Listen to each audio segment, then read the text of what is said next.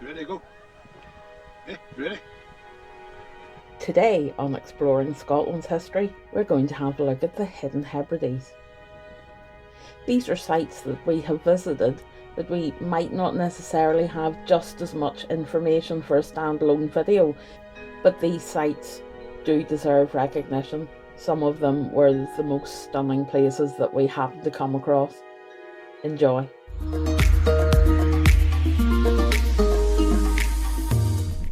Just stopped off here at Loch Olivat. No, that's Loch Olivat, that's that one there. I'm just going to relook at this one here because this one has a couple of duns on it. I mentioned before that the Hebrides have got lots of kind of small crannog islands like these. They all have kind of old fortified dwellings, well, ruins of old fortified dwellings. This one, you can't really see the camera, but there's one just up there. There's another one just up there, and I think there's another one at the far end, right at the far end of the loch. I see this is very, very typical of the Hebrides. Just lots of inland lochs, fresh water, lots of little islands dotted all over the place. They were obviously ideal for being fortified back in Iron Age times. I say most of these ruins that are on these wee islands, they date from around about 100 BC to 100 AD. There's some newer ones, such as Dun and Sticer, where that had obviously been in use for quite a bit longer, right through to the Middle Ages. Prior to all the human intervention up here, a lot of these little lochs were all interconnected. A lot of them blocked off now. I think there's still culverts through, but they all have causeways that seem to block them off. So that's Loch Olivat on the other side. When these duns were excavated in the 1980s, there was evidence of jewellery making found. Brooches, pins, etc., and precious metals and precious stones too were found in the remains of the duns.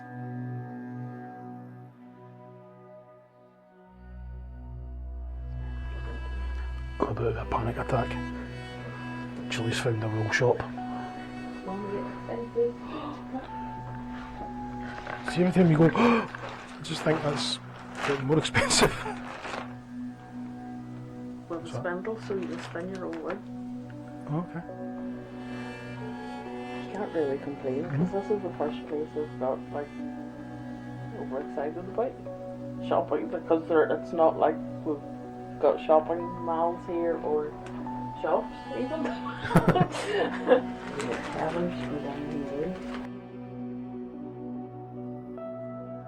There's some of the natural dyes used to dye the wool, including onion skins, and for all our wood dwellers, birch bark. So it's got more uses than like setting fires, clearly. I'm happy. Proper Hebridean sheep from Uist, and she even sells knitting needles.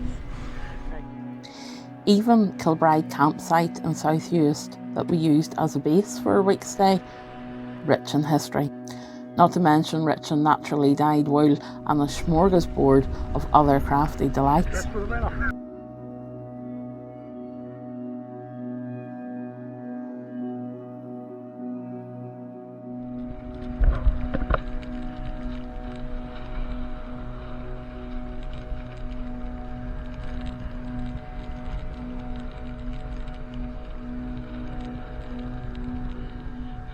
Welcome to the Hebrides! Alexander MacDonald of Boisdale had a house built here in 1740. The remaining walls suggest that the kitchen garden has been here for at least 350 years. Alexander was an enlightened Protestant, believing his destiny to be between himself and God, so it's not really that surprising when bonnie Prince Charlie arrived in Rescue and asked him to take up arms beside him that he famously told him to turn around. I'll put a link now to Erskine Beach.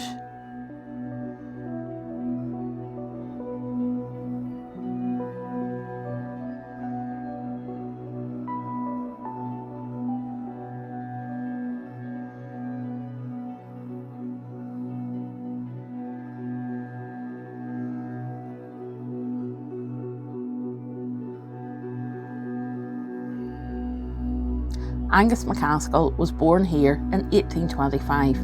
It is said he was a tiny baby, though perhaps he had been born prematurely.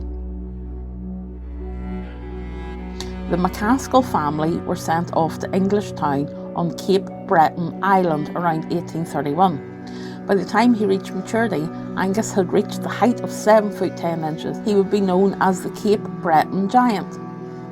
In 1849, he joined the circus and appeared next to General Tom Thumb, who stood at 3 foot 3 inches. Queen Victoria asked for an audience with Angus at Windsor Castle and was so impressed by his feats of strength, she gifted him 2 gold rings. Many stories started to emerge, some I'm sure exaggerated over time. He apparently could set a 40-foot mast into a schooner single-handedly, and even lift a fully grown horse over a 4-foot fence.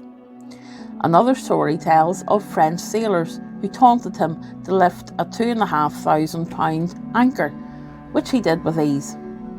He retired from a strongman career and settled back to English Town. He became ill at market one week and the doctor diagnosed a brain fever. He passed peacefully a week later on the 8th of August 1863. There is a museum in Skye dedicated to Angus MacAskill, which we will get to eventually.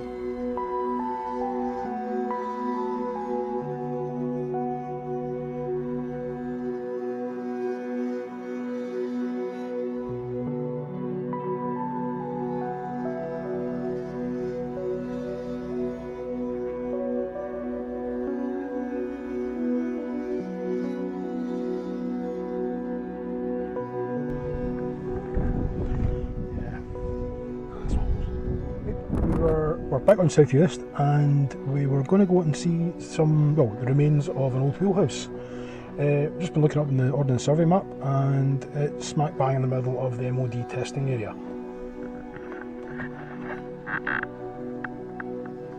Can we give that one a miss then?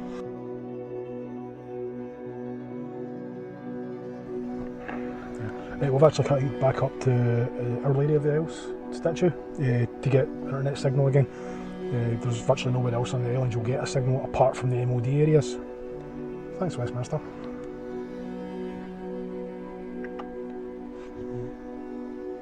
Now there are some remains of some old houses nearby. They're also in the danger area.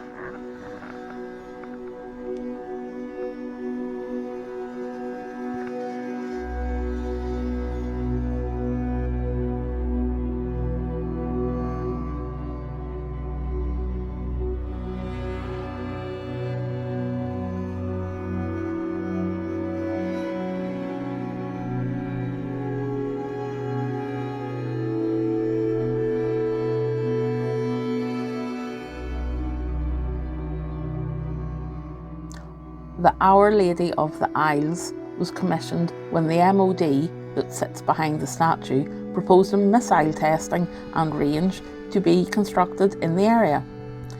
The bottom of the road says range station, so I presume they did it anyway. There was a lot of condemnation of the MOD plans, especially from Canon John Morrison, the local parish priest. He was adamant a testing station here would have a negative impact on the local way of life. He raised funds for the commission. She was completed in 1957 and dedicated the following year. She's made of granite and obviously depicts the Madonna and Child.